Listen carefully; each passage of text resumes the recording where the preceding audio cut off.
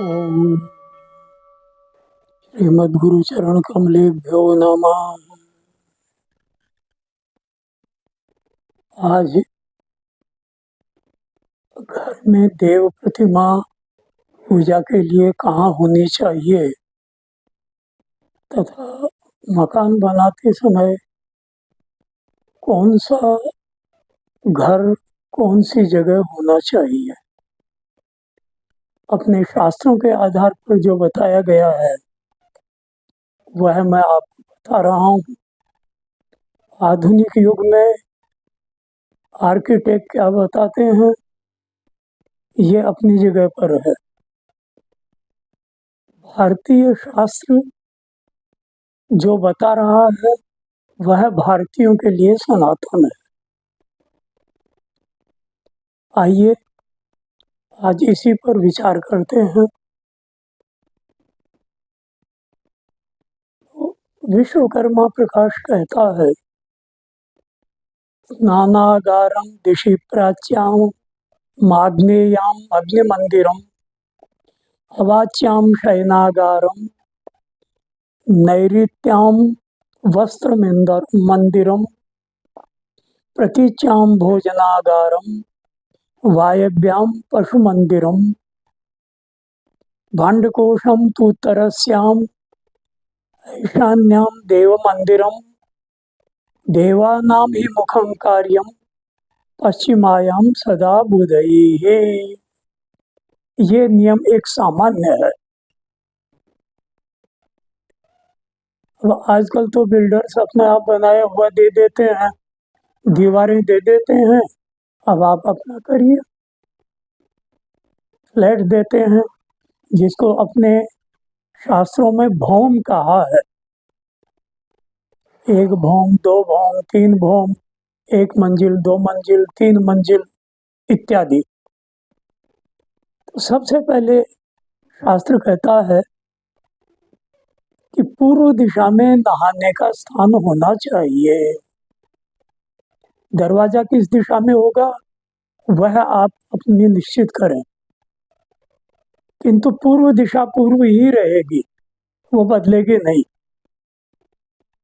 एक जगह मैंने देखा कि एक महापुरुष ने मकान का दरवाजा दक्षिण में था तो उसने पूर्व सामने ही कर दिया।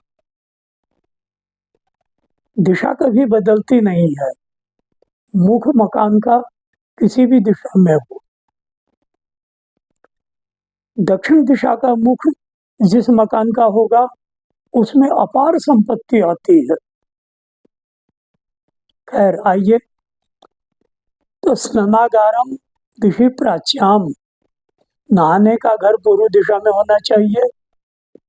फिर आइए अग्निदिकोण, उसमें अग्नि मंदिरम, पाकशाला, रसोई घर होना चाहिए, अग्नि का स्थान। फिर आइए दक्षिण दिशा में, तो अवाच्याम शयनागारम, दक्षिण में शयन कक्ष होना चाहिए। तो जब व्यक्ति सोए तो उत्तराभिमुख उठे, पैर उत्तर की तरफ रहें, दक्षिण में पैर करके कभी नहीं सोना चाहिए।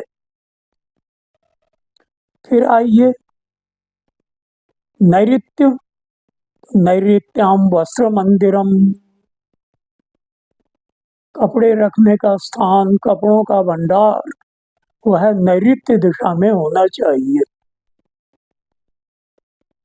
फिर आइए पश्चिम में, तो प्रतीच्याम भोजनागारम, भोजन बनेगा अग्निकोण में और भोजन करने का स्थान होगा पश्चिम दिशा में। वहां बैठकर प्रेम से पूर्वाभिमुख, जैसा शास्त्र कहते हैं, मनुस्मृति कहती है, हविष्यम प्रांगमुखो भुंक्ते यशस्यम दक्षिणामुख इत्यादि, वहां बैठकर भोजन करना। फिर आइए वायव्य में, तो वायव्याम पशु मंदिरम, पहले घर में पशु रहा करते थे तो उनका स्थान वायव्य दिशा में होना चाहिए। फिर आइए उत्तर में, तो भांडकोशम तु उत्तरस्याम, भंडार घर उत्तर दिशा में होना चाहिए। उत्तर दिशा कुबेर की दिशा है। उत्तर दिशा में भंडार घर होने से उस घर में खाने पीने की कभी भी कमी नहीं आती। अब ईशान दिशा बच गई, तो ईशान्याम देव मंदिरम, ईशान दिशा में देवता का मंदिर होना चाहिए। अब कई बार लोग पूछते हैं साहब देवता का मुख किधर करें, तो शास्त्र कहता है कि देवता का मुख सदा पश्चिम दिशा में होना चाहिए। यदि विवशता हो तो उत्तर पश्चिम दक्षिण मुख कर सकते हैं, उत्तर मुख नहीं करेंगे। पूर्व भी होता है, कई मंदिरों में पूर्वाभिमुख देवता बैठे हैं, लेकिन जहां तक हो सके पूजक को पूर्व दिशा की तरफ मुख करके बैठना चाहिए और देवता का मुख पश्चिम दिशा में होना चाहिए।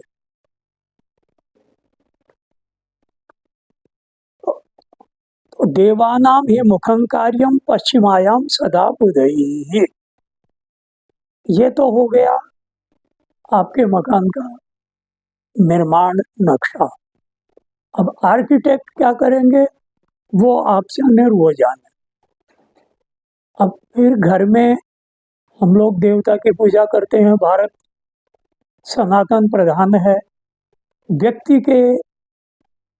व्यक्ति मात्र के मन में आस्था है, ईश्वर में भक्ति है और वह सदा सुखी रहना चाहता है, तो उसके लिए घर में कोई भी देवता की मूर्ति कितनी बड़ी होनी चाहिए, तो देव अंगुष्ठ पर्वाद आरभ्य वितस्तिम यावदेव तू, ये अंगूठे के जो पौर हैं, पर्व इतनी बड़ी लेकर के, यहाँ से इससे कम नहीं और इतनी बड़ी यहाँ से यहाँ तक एक बित्ता भर की जो मूर्ति है वह घर में रखी जा सकती है। क्या घर में जहाँ तक हो सके चल मूर्ति की स्थापना करनी चाहिए। स्थिर मूर्ति की स्थापना करने से फिर आप उसको हटा नहीं सकते, हटाते ही दोष का भागी होता है आदमी। खंडित होने पर हटाना तो श्रेष्ठ है, लेकिन अखंडित मूर्ति को कभी भी वहां से संचालन नहीं करना। इस प्रकार से अब शास्त्र ने जो कहा वह हमने बता दिया।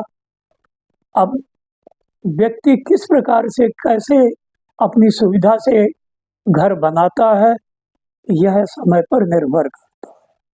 ओम।